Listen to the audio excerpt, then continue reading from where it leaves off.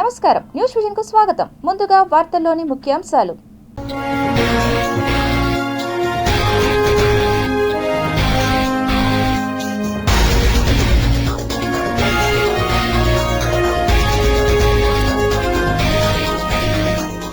ఇండియాలో కుప్పకూలిన ఎయిర్లైన్స్ వ్యవస్థ, అస్తవ్యస్తంగా మారిన ఎయిర్పోర్టులు.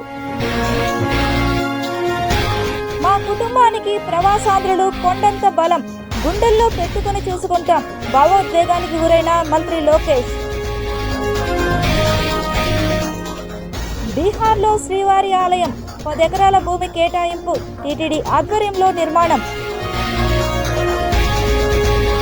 తిరుపతిలో దారుణం, విద్యార్థినిపై అసిస్టెంట్ ప్రొఫెసర్ లైంగిక దాడి.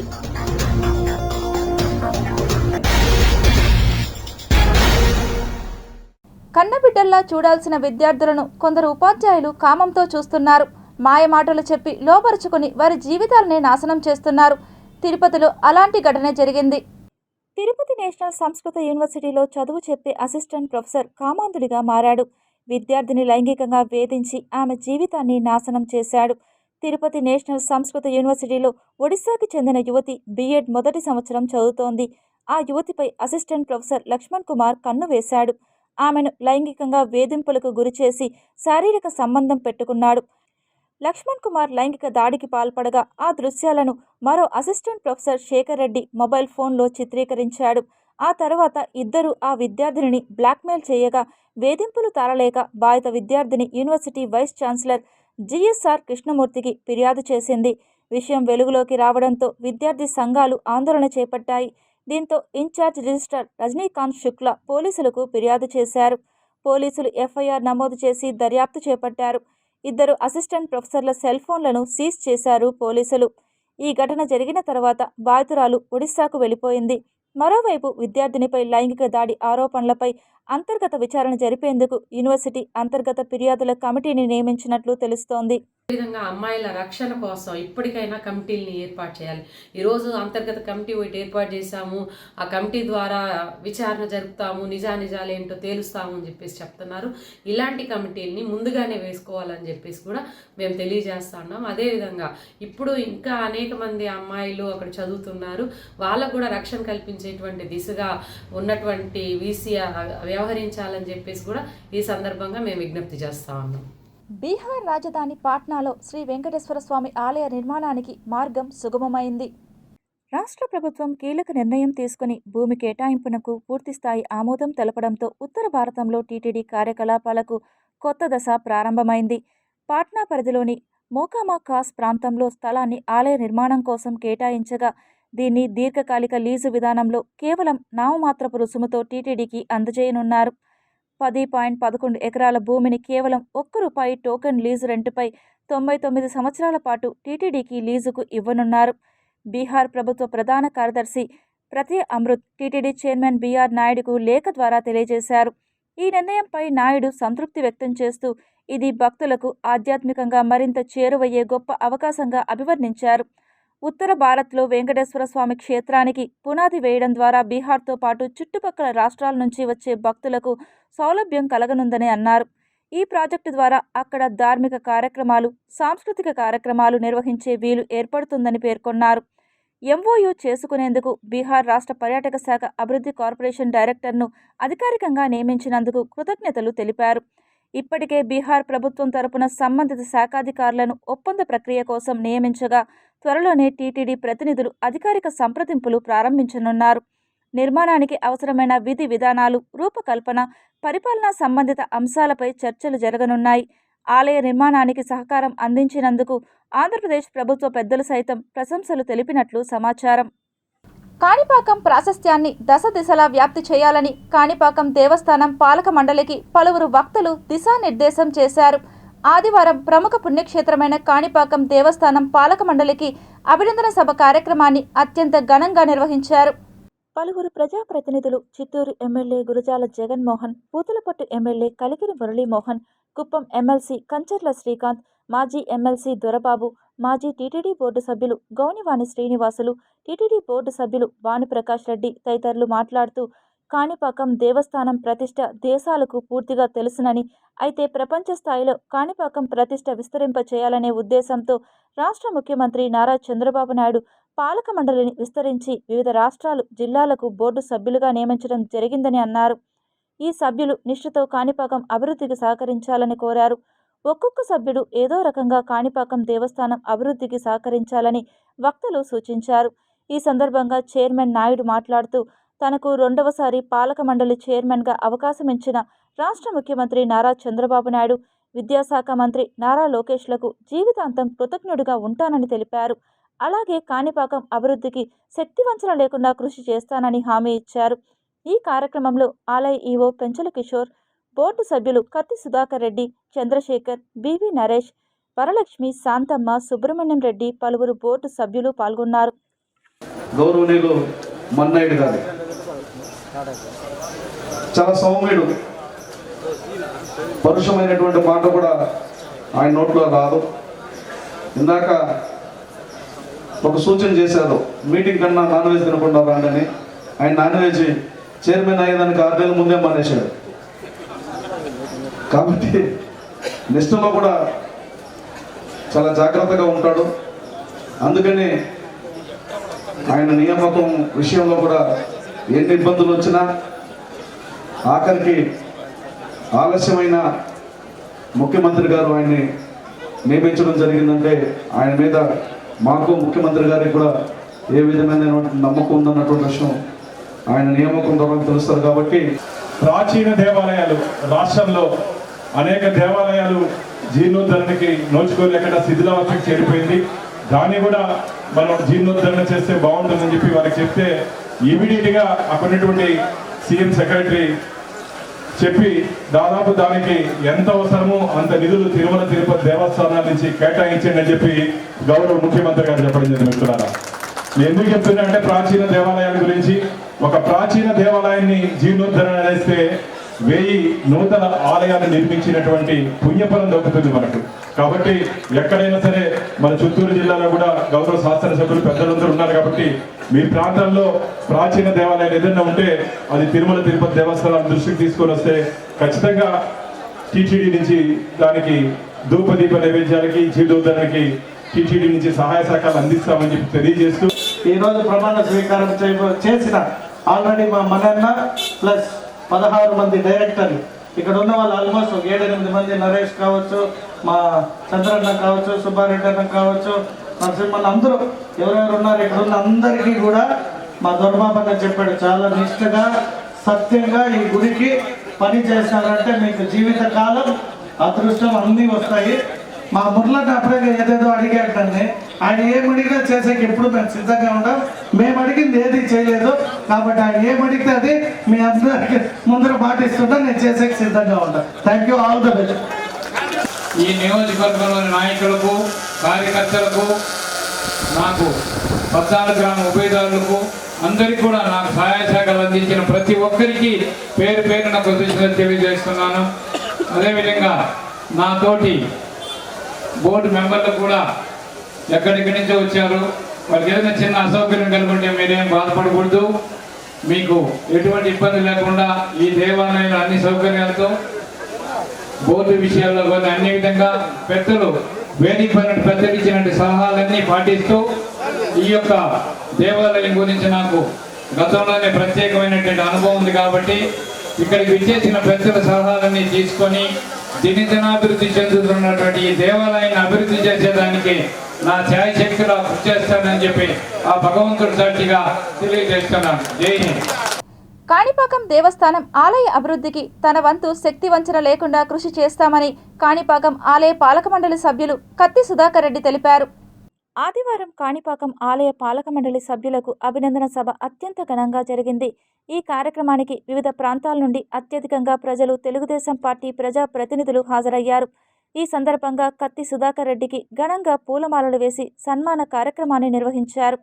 ఈ సందర్భంగా కత్తి సుధాకర్ రెడ్డి మాట్లాడుతూ, కాణిపాకం ఆలయ అభివృద్ధికి శక్తివంచన లేకుండా కృషి చేస్తానని తెలిపారు. తవనంపల్లి మండలం నుండి క్రాస్ రోడ్, అగరంపల్లి సర్కిల్ నుండి కాణిపాకం వరకు భారీ ర్యాలీ నిర్వహించి అభినందన సభ కార్యక్రమానికి చేరుకున్నారు. ఈ సందర్భంగా పలువురు ఆయనకు అభినందనలు తెలియజేశారు. ఈ కార్యక్రమంలో సర్పంచ్ సతీష్ రెడ్డి, పలువురు తెలుగుదేశం పార్టీ నాయకులు, కార్యకర్తలు పాల్గొన్నారు.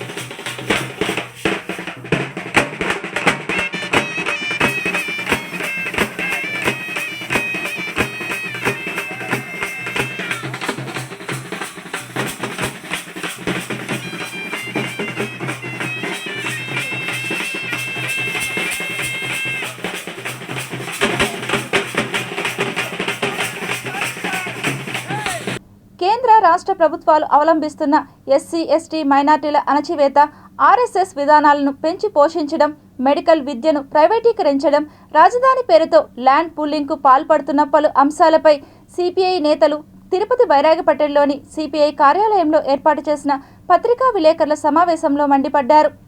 రాజధానికి సంబంధించి చాలా పెద్ద ఎత్తున చంద్రబాబు నాయుడు గారు మళ్ళా రెండోసారి 2.0.2 అనేటువంటి దాన్ని ఒకటి పెట్టి రాజధానికి భూములన్నిటిని కూడా మళ్ళీ ఇప్పుడు మొన్న 16,000 ఎకరాలకు దాన్ని ల్యాండ్ పూలింగ్కు ఆయన పిలిపేయడం జరిగింది. రాజధాని ప్రాంతంలో రైతాంగం ఇప్పటికే వ్యతిరేకత వ్యక్తం చేస్తూ ఉన్నారు.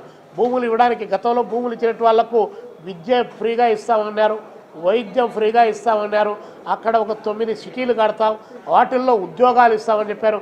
ఇవన్నీ ఏ ఒక్కటి కూడా నెరవేరినటువంటి పరిస్థితి. అక్కడ దాదాపు 1600 ఎకరాల్లో 20 లైన్లు వేసి ఒక రైల్వే లైన్ ఏర్పాటు చేస్తామని చెప్పి ప్రకటించారు.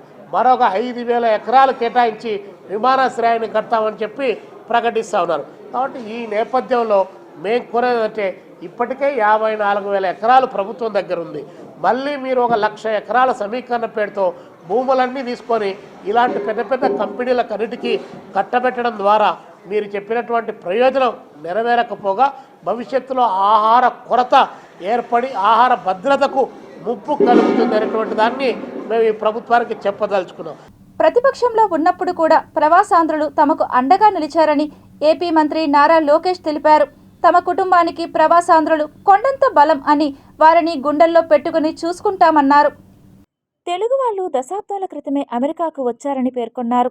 విదేశాల్లో ఉన్న తెలుగు వారికి ఏ కష్టం వచ్చినా ఏపీ ఎన్ఆర్టీ అండగా ఉంటుందని చెప్పారు. 20 లక్షల ఉద్యోగాలు కల్పించాలన్నదే కూటమి ప్రభుత్వ లక్ష్యం అని నారా లోకేష్ చెప్పుకొచ్చారు. డాలస్లో నిర్వహించిన తెలుగు డయాస్పోరా సమావేశంలో నారా లోకేష్ పాల్గొన్నారు. ప్రతిపక్షంలో ఉన్నప్పుడు అండగా నిలిచిన ప్రవాసాంధ్రులను గుండెల్లో పెట్టుకుని చూసుకుంటాం. మా కుటుంబానికి మీరు కొండంత బలం ఇచ్చారు. స్పీడ్కు ఆంధ్రప్రదేశ్ బ్రాండ్ అంబాసిడర్గా మారింది. 20 లక్షల ఉద్యోగాలు కల్పించాలన్నదే కూటమి ప్రభుత్వ లక్ష్యం. వారు వై నాట్ 175 అంటే ప్రజలే వై నాట్ 11 అని అన్నారు. ప్రవాసాంధ్రుల మద్దతుతో కూటమి సూపర్ హిట్ అయ్యింది. వైసీపీకి 11కి ఆల్అవుట్ అయ్యింది. అమెరికాలో తెలుగు వాళ్ళు సత్తా చాటారు. కష్టకాలంలో మీరంతా మా కుటుంబానికి అండగా నిలిచారు. విదేశాల్లో ఉన్న తెలుగువారికి ఏ కష్టం వచ్చినా ఏపీఎన్ఆర్టీ అండగా ఉంటుంది అని మంత్రి నారా లోకేష్ అన్నారు. విడాకులు, క్రాస్ ఫైర్లు, మిస్ ఫైర్లు లేకుండా మరో 15 ఏళ్లు ఎన్డీఏ కూటమి రాష్ట్రాన్ని ముందుకు తీసుకెళ్తుంది. చట్టాన్ని ఉల్లంఘించిన వారిని వదిలిపెట్టం. మేము కక్ష సాధింపులకు పాల్పడటం లేదు. సీఎం చంద్రబాబుని 53 రోజుల పాటు జైలులో ఉంచినప్పుడు ప్రవాసాంధ్రులు మాకు అండగా నిలిచారు. 2019, 2024 మధ్య ఎంతటి విధ్వంస పాలన జరిగిందో అందరికీ తెలుసు. అందుకే సిద్ధం అంటూ వచ్చిన పార్టీని ప్రజలు భూస్థాపితం చేశారు. రాబోయే రోజుల్లో రికార్డులు తిరగరాస్తాం. దేశంలో పలు రాష్ట్రాల్లో డబుల్ ఇంజన్ సర్కార్లు ఉంటే ఏపీలోనే డబుల్ ఇంజన్ బుల్లెట్ ట్రైన్ సర్కార్ ఉంది అని మంత్రి నారా లోకేష్ పేర్కొన్నారు.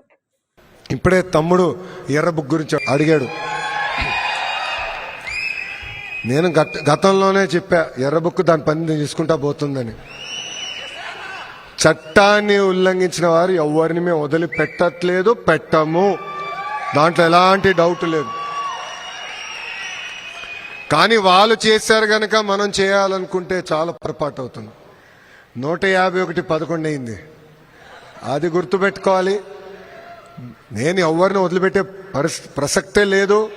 చట్టపరమైన నిర్ణయాలు తీసుకుంటాం, యాక్షన్ తీసుకుంటాం, ఎవరిని వదిలిపెట్టామని ఈ సభాముఖంగా మీ అందరు తెలుపుకుంటూ, ఇక్కడ పేర్లు అవసరమా?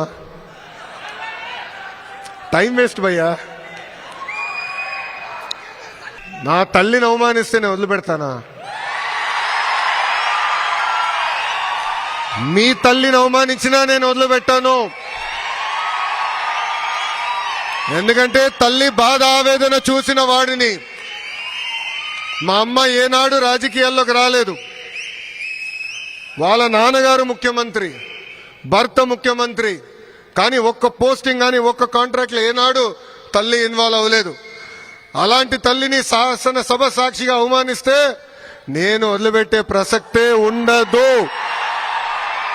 మీకు ఎలాంటి డౌట్ వద్దు. వాళ్ళు అవమానించారని మనం అవమానించకూడదు. ఎందుకంటే నేను మళ్ళీ ఒక విషయం చెప్పాలనుకుంటున్నా. తెలుగు వాడక భాషలో కొన్ని పదాలు ఉంటాయి, మహిళల్ని కించపరిచే విధంగా కొన్ని పదాలు ఉంటాయి. అవన్నీ ఇక్కడ మనం ఉన్నోళ్ళందరం మర్చిపోవాల్సిన అవసరం ఉంది. మహిళలందరినీ గౌరవించాలి. ఏ పార్టీ వాళ్ళైనా పర్వాలేదు, మహిళల్ని సమాజంలో గౌరవిస్తేనే ఆ సమాజం డెవలప్డ్ సమాజం అవుతుంది. నిరాధారంగా టీటీడీ మాజీ పాలక మండలి చైర్మన్ భూమన కరుణాకర్ రెడ్డిపై నోరు జారితే సహించబోమని తిరుపతి జిల్లా వైఎస్ఆర్సీపీ దళిత నాయకులు, తిరుపతి ప్లస్ క్లబ్ వేదికగా బీజేపీ నాయకులు టీటీడీ పాలక మండలి సభ్యులు భానుప్రకాష్ రెడ్డిని హెచ్చరించారు. భానుప్రకాష్ రెడ్డి చెప్తున్నా, గుర్తుపెట్టుకోండి, కరుణాకర్ రెడ్డి గారు ఏ తప్పు చేయరు. ఒకవేళ అలా తప్పు చేస్తే మీరు నిరూపించండి, మాట్లాడితే మేము ఒప్పుకుంటాం. అంతేగాని మీరు కరుణాకర్ రెడ్డి గారిని అవాకులు చవాకులు పేల్తా ఉంటే చూస్తా ఊరుకునేదానికి ఇక్కడ ఎవరు చేతులకు గాజులు వేసుకోలేదు. ఇన్ని రోజులు ఇది దేవుడికి సంబంధించిన విషయంలో ప్రతి ఒక్కరు తలదూర్చడం ఎందుకని మేము కాముగా ఉన్నాం. అసలు నువ్వు దళిత వ్యతిరేకివి. ఏ రోజైనా ఒక దళితుడిని నీ వెంట తిప్పుకొని నీకు ఒక పదవి ఇచ్చి ఒక దళితుడిని డెవలప్ చేసి ఉండవా? లేదు. అది పోగా ప్రతిరోజు ఇదే పని అయిపోయింది. దొంగ ఏడుపులు ఏడ్చి గన్మ్యాన్లు తెచ్చుకున్నావు. ప్రాణహాని, రవికుమార్కి ప్రాణహాని ఉందని అంటున్నాడు కదా. నాకు తెలిసి నాకు ఇప్పుడు అనుమానం వస్తుంది, రవికుమార్కి ప్రాణహాని నీ వల్లనే ఉందేమో. ఆ విషయం అతను బయట పెట్టలేకపోతున్నాడు. గత ప్రభుత్వంలో ఉద్యోగాలు కోల్పోయిన మీ సేవా కాంట్రాక్ట్ ఎంప్లాయీస్ అసోసియేషన్ సభ్యులు ఆధ్యాత్మిక నగరం తిరుపతి నుండి పాలనా నగరం అమరావతి వరకు సైకిల్ యాత్ర చేపట్టారు. ప్రస్తుత ముఖ్యమంత్రి నారా చంద్రబాబు నాయుడు 2003లో తమ ప్రభుత్వ హయాంలో ప్రభుత్వానికి, ప్రజలకు వారధిగా వివిధ సంక్షేమ కార్యక్రమాలను అందుబాటులోనికి తీసుకొచ్చేందుకు స్థాపించిందే మీ సేవా కేంద్రాలు అని. కానీ గత ప్రభుత్వ హయాంలో కేవలం చంద్రబాబు నాయుడు స్థాపించాడనే కారణంగా భావించి మీ సేవా ఉద్యోగులమైన తమను తొలగించి గ్రామ వార్డు సచివాలయాలను ఏర్పాటు చేయడంతో తాము జీవనాధారం కోల్పోయామని ఆవేదన వ్యక్తం చేశారు. దీనితో దాదాపు రాష్ట్రంలో 607 మంది ఉద్యోగులు తమ ఉపాధి కోల్పోవడంతో కుటుంబాలతో సహా రోడ్డుపాలు అయ్యారని తెలియజేశారు. యువ నాయకులు నారా లోకేష్ యువగలం పాదయాత్ర సందర్భంగా తమ సమస్యను వారి దృష్టికి తీసుకుని వెళ్లగా తమ ప్రభుత్వం వచ్చిన వెంటనే తమ సమస్యను పరిష్కరిస్తామని హామీ ఇచ్చారని, దానికి అనుగుణంగానే తమ సమస్యల పరిష్కారం దిశగా రాష్ట్ర ముఖ్యమంత్రి నారా చంద్రబాబు నాయుడు, మంత్రి లోకేష్ ఆదేశాలు జారీ చేసినప్పటికీ ఉన్నత స్థాయి అధికారుల నిర్లక్ష్యంతో నేటికి తమ ఉద్యోగాలను తిరిగి పొందలేకపోతున్నామని ఆవేదన వ్యక్తం చేశారు. దీనితో తమ జీవనోపాధి కోసం సిఐటియుతో కలిసి సైకిల్ యాత్రను ప్రారంభించి ఈ నెల 16, 17, 18, 19 తేదీలలో విజయవాడలో రిలే నిరాహార దీక్షలకు దిగుతున్నామని, అప్పటికి తమ సమస్య పరిష్కారం కాకపోతే ఆమరణ నిరాహార దీక్షకు సైతం దిగేందుకు సిద్ధంగా ఉన్నామని వారు ఈ సందర్భంగా ప్రభుత్వానికి తమ గోడును వెళ్లబుచ్చారు. ఈ నేపథ్యంలో యూనియన్గా మా ఉద్యోగులుగా ఆవేదన పలు రూపాల్లో ప్రభుత్వం దృష్టికి తీసుకెళ్ళినప్పుడు అప్పటి ప్రభుత్వం తర్వాత సానుకూలంగా స్పందించి ఒక ఫైల్ అయితే రన్ చేశారు. ఆ ఫైల్ ఫైనాన్స్ డిపార్ట్మెంట్కి వచ్చే సమయంలో ఆ రోజున్నటువంటి అధికారులు మీరు చంద్రబాబు నాయుడు గారు ప్రవేశపెట్టినటువంటి ఎంప్లాయీస్ కాబట్టి మీకు న్యాయం చేయలేమని స్పష్టంగా చెప్పడం జరిగింది. ఈ నేపథ్యంలో గతంలో ప్రతిపక్షంలో ఉన్నప్పుడు ప్రస్తుత ఐటీ శాఖ మంత్రివర్యులు నారా లోకేష్ గారు ఎవరైతే ఉన్నారో ఆయన యువగళం పాదయాత్రలో ప్రతి జిల్లాలు కూడా మా గవర్నమెంట్ ఈ సేవా ఉద్యోగులు కలిసి మా సమస్యను వివరించడం జరిగింది. ఆయన వెంటనే అర్బన్ ఈ సేవా ఉద్యోగులు ఎవరైతే ఉన్నారో ఈ సేవా వ్యవస్థ ప్రారంభించింది చంద్రబాబు నాయుడు గారు కాబట్టి మా కూటమి ప్రభుత్వం అధికారులకు రాగానే మీ అందరికీ జాబులు ఇచ్చి న్యాయం చేస్తామని చెప్పి ఆయన హామీ ఇవ్వడం జరిగింది. ఆ హామీ మేరకు పాదయాత్ర కంప్లీట్ అయిన తర్వాత మా రాష్ట్ర నాయకత్వానికి ఒక 5గురికి ప్రత్యేకమైన అపాయింట్మెంట్ ఇచ్చి తాడేపల్లిలోని వాళ్ళ స్వగృహంలో మాతో మాట్లాడి 2 నెలల్లో మీకు న్యాయం చేస్తామని చెప్పడం జరిగింది. అయితే బాధాకర విషయం ఏంటంటే ప్రభుత్వం వచ్చి 2 సంవత్సరాలు అయినప్పటికీ కూడా చంద్రబాబు నాయుడు గారు లోకేష్ గారు మా సమస్య పట్ల సానుకూలంగా ఉన్నప్పటికీ అధికారులు మా ఫైల్ని ముందుకు తీసుకెళ్లడంలో తాత్సారం చేస్తూ ఉన్నారు. ఎన్నికలకు ముందు లోకేష్ గారు మేము అధికారంలోకి రాగానే మీ సేవ ఉద్యోగులకు న్యాయం చేస్తామని చెప్పారు. కానీ ఇప్పటి వరకు 19 నెలలు అవుతుంది. అతి లేదు గతి లేదు. ఫైల్ ఎక్కడున్న ఫైల్ అక్కడే ఉంటున్నాయి తప్ప వీళ్ళ గురించి పట్టించుకోలేదు. కాబట్టి ఎప్పటికైనా కూటమి ప్రభుత్వం కళ్ళు తెరిచి మీ సేవ ఉద్యోగులకి న్యాయం చేయాలని చెప్పి ఈవేళ సైకిల్ యాత్రను ఇక్కడ తిరుపతి నుండి ప్రారంభించారు. విజయవాడకు చేరుకునే లోపు కూటమి ప్రభుత్వం స్పందించి మీ సేవ ఉద్యోగులకి న్యాయం చేస్తారని చెప్పి సిఐటి యూనియన్గా డిమాండ్ చేస్తున్నాం. తిరుమల తిరుపతి దేవస్థానం హిందూ ధర్మ ప్రచార పరిషత్ ఆధ్వర్యంలో మార్గశుద్ధ ఏకాదశి గీతా జయంతి పర్వదినంని పురస్కరించుకొని తిరుపతిలోని అన్నమాచార్య కళామందిరంలో భగవద్గీత శ్లోక కంఠస్థ పోటీలు బహుమతి ప్రదానం కార్యక్రమాన్ని నిర్వహించారు. ఈ కార్యక్రమంలో ఎంతోమంది పిల్లలు ఎంతో ఆసక్తితో ఈ కార్యక్రమంలో పాల్గొంటున్నారు. మన వారసత్వ సంపద, మన యొక్క ఏదైతే మనకు సంస్కృతి, ఏదైతే మనకు ఎలా జీవించాలి అన్నది చెప్తుందో భగవద్గీతలో అన్ని అంశాలు కూడా పొందుపరిచి ఉన్నాయి. ముఖ్యంగా ఈరోజు చిన్నపిల్లలకు ఇచ్చినటువంటి గుణత్రయ విభాగం ద్వారా మానవులోని గుణాలు ఏ విధంగా ఈ 3 గుణాలు వారి యొక్క జీవితాన్ని ప్రభావితం చేస్తాయి, ఏ విధంగా వాటిని ఏ సాధన ద్వారా వాటిని అధిగమించవచ్చు అన్న అంశాలన్నీ కూడా పిల్లలు ఎంతో భక్తి శ్రద్ధలతో వాటిని అభ్యసించి ఇక్కడ పోటీలలో పాల్గొన్నారు. చిన్నారులకు వారిని ప్రోత్సహించిన తల్లిదండ్రులందరికీ కూడా తిరుమల తిరుపతి దేవస్థానం హిందూ ధర్మ ప్రచార పరిషత్తు కృతజ్ఞతలు తెలియజేస్తోంది. ప్రతి సంవత్సరం కూడా ఇలాగుననే నిర్వహించబోతుంది కాబట్టి ప్రతి గీతా జయంతికి కూడా ఒక మాసానికి ముందుగానే పిల్లలందరినీ కూడా ఈ కార్యక్రమం పట్ల అవగాహన కల్పించి వారిని ఈ యొక్క కార్యక్రమంలో పెద్ద సంఖ్యలో పాల్గొనే విధంగా చేయాలని హిందూ ధర్మ ప్రచార పరిషత్ తెలియజేస్తుంది. ఓం నమో వెంకటేశాయ.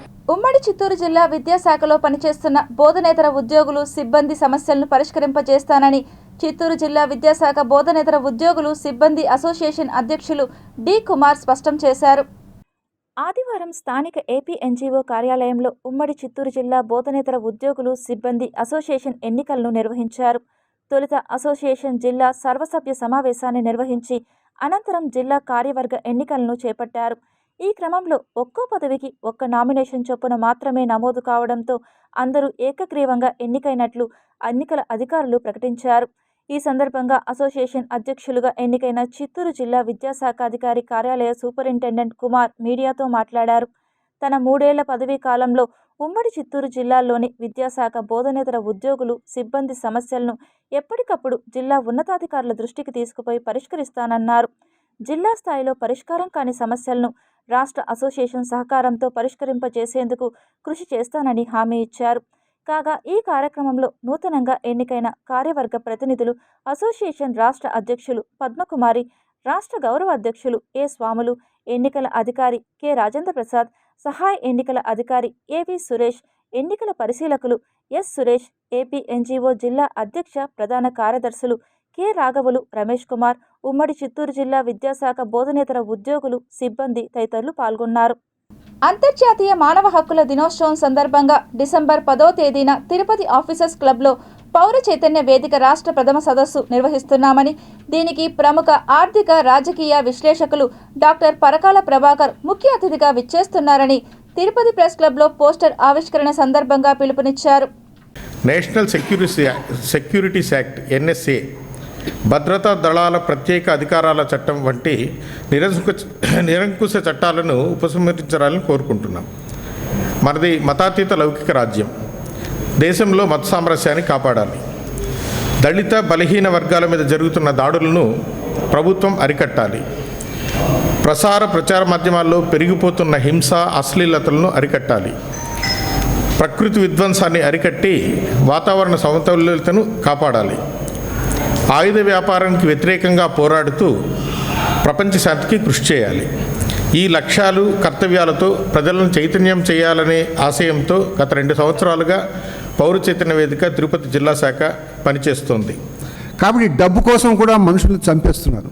చాలా దుర్మార్గమైన వ్యవహారం. ఇట్లాంటి వాడిని, మనుషులను చంపడాన్ని, ఎవరినైనా సరే ఒక మనిషి ప్రాణం తీయటాన్ని పౌర చైతన్య వేదిక వ్యతిరేకిస్తుంది. వాడు పోలీసులు కావచ్చు, నక్సలైట్లు కావచ్చు, ఎవరైనా కావచ్చు. కాబట్టి అంటే ఒక మనిషి, ఈ భూమిపైన పుట్టిన మనిషి సహజ మరణం పొందే వరకు జీవించే హక్కు ఉంది. అతను భిన్నమైన అభిప్రాయాలు ఉండొచ్చు, ఏ ఆలోచనలైనా ఉండొచ్చు. ఏ అభిప్రాయాల్ని మనం నిషేధించలేం. ఒకవేళ మనిషి యొక్క అభిప్రాయాలు నిషేధించినట్టయితే మానవ సమాజం ముందుకు పోదు. కాబట్టి భిన్న అభిప్రాయాలు రానండి, అభిప్రాయాలు సంఘర్షించరండి. ఇది ఒక ప్రజాస్వామిక వ్యవస్థ. ఆంధ్రప్రదేశ్ రాష్ట్ర ప్రభుత్వం ప్రకటించిన 2026 సెలవుల జాబితాలో ఇచ్చిన సెలవుల విషయంలో తీవ్ర వివక్షత కనపడుతుందని, దీనిని రాష్ట్ర ముఖ్యమంత్రి, ఉప ముఖ్యమంత్రి, దేవాదాయ శాఖ మంత్రి దృష్టికి తీసుకెళ్తామని హిందూ ఉపాధ్యాయ సమితి సభ్యులు తిరుపతి ప్రెస్ క్లబ్ వేదికగా తెలియజేశారు. ఈ సంవత్సరం నుంచి నరక చతుర్దశి సెలవు పిల్లల పండుగ అండి. అది ఖచ్చితంగా చేసుకోవాలి. చాలా సౌమ్యంగా ఉంటుంది, ఆనందకరమైనట్టు ఉంటుంది. రెండోది స్త్రీల పండుగ కార్తీక పౌర్ణమి, అది కూడా ఎందుకు తీసేశారు నాకేం అర్థం కావటం లేదు.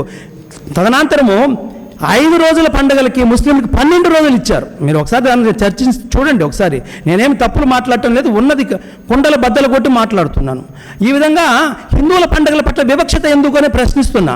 ఈ ప్రశ్నని సమాధానంగా కాదు నాకు కావాల్సింది, దీన్ని సరిదిద్దమని ప్రభుత్వాన్ని, ముఖ్యంగా గౌరవనీయులు చంద్రబాబు నాయుడు గారిని, తర్వాత ఉప ముఖ్యమంత్రి కొనిదెల పవన్ కళ్యాణ్ గారిని, తర్వాత ముఖ్యంగా ఆనం నారాయణ రెడ్డి, ఎందుకంటే దేవాదాయ శాఖ మంత్రి గారు ఎవరైతే ఉన్నారో వారు ఆనం నారాయణ రెడ్డి గారు కూడా పరిశీలించాలా. ఇది చాలా గంభీరమైన ప్రశ్న. అంతేకాకుండా విద్యాశాఖలో కూడా చాలా లోపాలు జరుగుతున్నాయి. మొన్నటికి మొన్న ఈ సంవత్సరం ప్రారంభంలో రథయాత్ర సెలవు రద్దు చేశారు. సార్ దాన్ని కాంపన్సేటివ్ ఇస్తారా? ఇవ్వలేదు. దేశంలో మనకంటూ ఒక దేశం కావాలి అని మోడీ ఒక్కరే ప్రయత్నం చేస్తే సరిపోదు. మనమందరూ కూడా దేశంలో మన సంప్రదాయాలను కాపాడుకోవడానికి ఆప్షనల్ హాలిడేసు 5 ఇప్పుడు ఇచ్చిన లిస్టులో ఏవో ఒక 5 హిందువులకు 5 ప్రకటించాలని మేము సవినయంగా విలేకరులను, గవర్నమెంట్ని కోరుతున్నాం. రథసప్తమి, నాగుల చవితి, వైకుంఠ ఏకాదశి, స్కంద షష్ఠి, గీతా జయంతి, నరక చతుర్దశి, రాఖీ పౌర్ణమి, వసంత పంచమి, అట్లపద్ది, గురు పౌర్ణిమ, ఏరువాక పౌర్ణిమ, తొలి ఏకాదశి, పరశురామ జయంతి, యమ ద్వితీయ, విశ్వకర్మ జయంతి, ఇలా అన్ని పండుగల్ని ఇందులో ఒక్కటి కూడా మనకంటూ దీన్ని ఉపయోగించుకోవచ్చు అనేటటువంటిది ఎక్కడ కానీ ఈ సంవత్సరంలో లేదన్నమాట. అంటే చూడండి, అన్నిటినీ రాను పక్కన పెట్టేస్తూ పోతున్నాం. తమిళనాడు తరహాలోనే ఆంధ్రప్రదేశ్ రాష్ట్రంలో కూడా మొదలియార్లను ఓబీసీలో చేర్చాలని ఆ సంఘం నాయకులు బుల్లెట్ సురేష్, కార్పొరేటర్ రామస్వామి వెంకటేశ్వర్లు పేర్కొన్నారు. తిరుపతి ఓ ప్రైవేట్ హోటల్లో ఏర్పాటు చేసిన మొదలియార్ ఆత్మీయ సమావేశ కార్యక్రమానికి తిరుపతి, చిత్తూరు, అన్నమయ్య జిల్లా పరిసర ప్రాంతాలలోని మొదలియార్లు పెద్ద సంఖ్యలో హాజరయ్యారు. మొదలియార్ ఆత్మీయ సమావేశ కార్యక్రమానికి ముఖ్య అతిథిగా బుల్లెట్ సురేష్, కార్పొరేటర్ రామస్వామి వెంకటేశ్వర్లు, మోహన తదితరులు ముఖ్య అతిథిగా విచ్చేసి జ్యోతి ప్రజ్వలన చేసి కార్యక్రమాన్ని ప్రారంభించారు.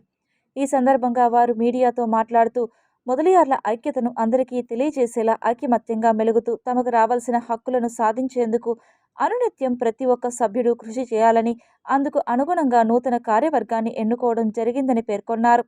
మొదలియార్లను ఓబీసీలో చేర్చడం ద్వారా తమకు మేలు కలుగుతుందని, ఆ దిశగా కేంద్ర రాష్ట్ర ప్రభుత్వాలు కృషి చేయాలని ఆకాంక్షించారు. తామంతా ఐక్యతగా ఉండి తమకు అందాల్సిన హక్కులపై అనునిత్యం శ్రమించి పోరాటాలు చేయాలని కోరారు. నూతనంగా ఎన్నిక కాబడిన కార్యవర్గ సభ్యులకు అభినందనలు తెలిపారు. సంఘం ఐక్యతను నలుదిశలా ఇనుమడింపజేసేలా అందరూ కృషి చేయాలని తెలిపారు. పదవిని పొందడం కాదు, పదవికి వన్నె తెచ్చే విధంగా మొదలియార్ సంఘం సభ్యులు పనిచేసి అందరికీ ఆదర్శంగా నిలవాలని పేర్కొన్నారు. కమిటీ మెంబర్స్ ఎన్నుకోవడం జరిగింది. చాలా సంతోషం.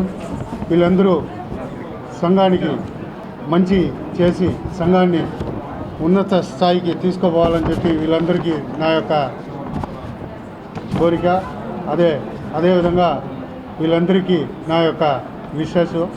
మీరు సంఘాన్ని ఐక్యమత్యంతో జరిపి మంచి పేరు తేవాలని చెప్పి వీళ్ళందరినీ నేను కోరుకుంటూ ఈ అవకాశం ఇచ్చిన తిరుపతి మహిళా సంఘం వాళ్ళకి నా యొక్క కృతజ్ఞతలు. మొదలయారులు ఇంకా చాలామంది తిరుపతిలో ఉన్నారు. మనం కొంతమంది చిత్తూరు, నగిరి ఇట్లాంటి చోట మొదలయారని చెప్పుకోవడానికి చాలా గర్వపడుతూ ఉంటారు. ఇక్కడ ఏమైందంటే మన మైనారిటీగా ఉండడం, ఎక్కడ అరమోడు అని అంటారు అన్నటువంటి ఫీలింగ్తో మొదలయారని చెప్పుకోవడానికి కూడా చాలామంది ఇబ్బంది పడుతున్నారు. ఏమీ అవసరం లేదు, మనం మంచి కులంలోనే ఉన్నాము. అన్ని కులాలు కూడా మంచి కులాలు, అన్ని సేవలు చేసినటువంటి కులంలో మనం కూడా ఒకరు ఉన్నాము ఇక్కడ. అందువల్ల మీరు ఎవ్వరు కూడా ఆ విధంగా ఎవరు కూడా ఫీల్ అవ్వాల్సినటువంటి అవసరం లేదు. మనం గొప్పగా చెప్పుకోవచ్చు మొదలయార్స్ అని చెప్పేసి. 100% అక్కడెక్కడ అంటే నేను నా మనసులో ఉన్నటువంటి ఉద్దేశం చాలామంది నాతో చుట్టుపక్కల ఉన్న వాళ్ళే మొదలయారని తెలియదు. గ్రామ స్థాయి నుండి మానవ హక్కులపై అవగాహన కలిగి ఉండాలని ఎస్వియు ఒప్పంద అధ్యాపకుడు రవిబాబు పేర్కొన్నారు. తిరుపతి శ్రీ వెంకటేశ్వరలోని హ్యూమన్ రైట్స్ డిపార్ట్మెంట్ ఆధ్వర్యంలో అంతర్జాతీయ మానవ హక్కుల దినోత్సవాన్ని పురస్కరించుకొని విద్యార్థులకు వక్తృత్వ పోటీలు, పెయింటింగ్, ఎలక్యూషన్ వంటివి నిర్వహించారు. ఈ సందర్భంగా రవిబాబు మీడియాతో మాట్లాడుతూ డిసెంబర్ 10వ తేదీన ఎస్వియు సెనెట్ హాల్లో ఇంటర్నేషనల్ హ్యూమన్ రైట్స్ డేను నిర్వహించడం జరుగుతుందని, అందులో భాగంగా నేడు పిల్లలకు పోటీ పరీక్ష నిర్వహించడం జరిగిందని తెలిపారు. పోటీ పరీక్షల్లో గెలుపొందిన వారికి 10వ తేదీన సెనెట్ హాల్లో తిరుపతి నగర ప్రముఖులు, ఉన్నతాధికారుల చేతుల మీదుగా ప్రశంసా పత్రాలు, బహుమతులను అందజేయడం జరుగుతుందని పేర్కొన్నారు. బాల్యం నుండి మానవ హక్కులపై అవగాహన కలిగి ఉండడం ద్వారా సమాజ అభివృద్ధికి దోహదపడతాయని తెలిపారు. మానవ హక్కుల దినోత్సవం సందర్భంగా నిర్వహిస్తున్నటువంటి ఎస్సే రైటింగు, ఎలక్యూషన్ మరియు డ్రాయింగ్ కాంపిటీషన్స్లో పార్టిసిపేట్ చేసేదానికి ఇక్కడికి విచ్చేసినారు. మానవ హక్కుల ప్రకటన 1948 డిసెంబర్ 10వ తేదీన ఏర్పడిన రోజు నుంచి ఈ రోజు కూడా సమాజ స్థాపన కోసం మానవ హక్కుల్ని గ్రామ స్థాయిలో అభివృద్ధి చేసి మానవ హక్కులపైన అవగాహన కల్పించుటకు ఈ యొక్క మానవ హక్కుల దినోత్సవాన్ని ప్రతి సంవత్సరం కూడా డిసెంబర్ 10వ తేదీన మనం నిర్వహించుకుంటున్నాం. అందరూ స్వేచ్ఛ, సమానత్వం, ఈ విధంగా కుల, మత భేద, వర్ణ భేదాలు అనేటివి లేకుండా ప్రతి ఒక్కరూ పుట్టుకతో మానవులందరూ సమానమే అని తెలియజేయటకు ఈ యొక్క కార్యక్రమాన్ని స్కూల్ స్థాయి నుంచి కూడా పిల్లల్లో ఇప్పటి నుంచే మానవ హక్కుల విద్య యొక్క ప్రాముఖ్యతను, ఆ విద్యను మానవ హక్కుల పైన అవగాహన కల్పించుటకు ఈ కాంపిటీషన్స్ నిర్వహిస్తున్నాము. Our students are very enthusiastically participated in essay writing, election competitions and even drawing. They are organized in well manner, and really it is thanks and congratulations to entire team of SV University and particularly and the Department of Human Rights Department. నిరాశ్రయులు, అనాథలకు Lions club ద్వారా అవసరమైన వస్తు సామాగ్రిని అందజేయడం సంతృప్తిగా ఉందని ఆర్కాడ్ కృష్ణప్రసాద్ జగన్నాథం తెలిపారు. తిరుపతి పట్టణ నిరాశ్రయుల రాత్రి వసతి కేంద్రంలో అభాగ్యులకు, నిరాశ్రయులకు అవసరమైన సామాగ్రిని అందజేశారు. ఈ సందర్భంగా వారు సిటీ కేబుల్తో మాట్లాడుతూ నగరంలో ఎటువంటి అభాగ్యులు రోడ్డుపై, ఫుట్పాత్ల మీద సేద తీరకుండా వారికి ఉపయోగపడే విధంగా ఆంధ్రప్రదేశ్ రాష్ట్ర ప్రభుత్వం నగరపాలక సంస్థ సహకారంతో నైట్ షెల్టర్ను ఏర్పాటు చేశారు. రాత్రి వసతి కేంద్రానికి తాము బెడ్షీట్లు, దుప్పట్లు, అవసరమైన వస్తు సామాగ్రి అందించడం తమకు సంతృప్తినిచ్చిందని, రాబోయే రోజులలో మరెన్నో సేవా కార్యక్రమాలు చేసేందుకు ఎల్లవెల్లలా అందుబాటులో ఉంటామని పేర్కొన్నారు. నిరాశ్రయుల్ని, అనాథల్ని చేరదీసి ఒక షెల్టర్ని ఏర్పరిచి వాళ్ళకి భోజన సదుపాయాలన్నీ ఉచితంగా కల్పిస్తూ మరియు వాళ్ళకి కావాల్సిన ప్రతి ఒక్క సౌకర్యాన్ని ఇక్కడ అందిస్తున్నటువంటి ఈ నిర్వాహకులకు మేము కృతజ్ఞతలు తెలియజేసుకుంటున్నాము. రానున్న రోజుల్లో లయన్స్ క్లబ్ తరఫున మరిన్ని సేవలు మేము ఈ బస కేంద్రానికి మా లయన్స్ క్లబ్ ద్వారా మేము సేవలు అందించేందుకు మేము ముందుకు వస్తామని సందర్భంగా తెలియజేసుకుంటున్నాము. మా ఈ కార్యక్రమానికి సహకరించిన మా లయన్స్ క్లబ్ సభ్యులందరికీ మరియు ఈ రాత్రి బస కేంద్ర నిర్వాహకులకు మరియు ఇక్కడ ఉన్నటువంటి అనాథలకు అందరికీ మేము కృతజ్ఞతలు తెలియజేసుకుంటున్నాం. చాలామంది అనాథులు రాత్రిపూట ఇక్కడ నిద్రపోతుంటారు. అలాంటి వారికి తల్లిదండ్రులు లేని వాళ్ళు, పిల్లలు లేని వాళ్ళు, తోడు నీడు లేని వాళ్ళందరూ కూడా రాత్రిపూట ఏడొచ్చి పడుకుంటారు. వాళ్ళకి సక్రంగా బెడ్లు లేకపోవడం మేమందరూ లయన్స్ క్లబ్ ద్వారాతో వాళ్ళు చూసాము. దానికి వాళ్ళు మన మునికృష్ణ గారి సహాయ నిధి కావాలంటే మేము శ్రీనివాస లయన్స్ క్లబ్ ద్వారాతో వాళ్ళకి బెడ్లు, బెడ్షీట్లు, దిండ్లు మేమందరూ కూడా వాళ్ళకి సహాయం చేసాం. రాబోయే రోజుల్లో కూడా లయన్స్ క్లబ్ తిరుపతిలో చాలా కార్యక్రమాలకు ముందుండి చేసేదానికి మేము ముందుకు వస్తున్నాము. వీరు కూడా ఎలాంటి సహాయ సహకారాలను కూడా శ్రీనివాస లయన్స్ క్లబ్ మేము ఉండామని తెలియజేస్తున్నాము. వార్తలు ముగించే ముందు ముఖ్యాంశాలు మరోసారి చూద్దాం.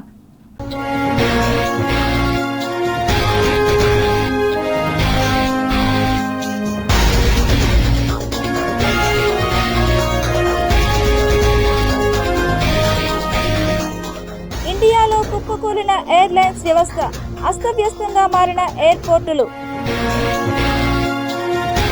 మా కుటుంబానికి ప్రవాసాంధ్రులు కొండంత బలం, గుండెల్లో పెట్టుకుని చూసుకుంటాం. భావోద్వేగానికి గురైన మంత్రి లోకేష్.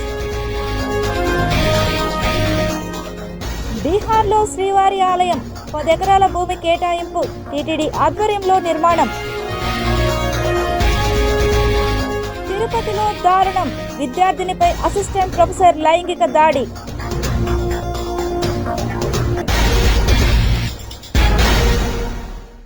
ఈ వార్తలు ఇంతటితో సమాప్తం. సమగ్ర సమాచారంతో న్యూస్ విషయంలో మళ్ళీ కలుద్దాం. అంతవరకు సెలవు. నమస్కారం.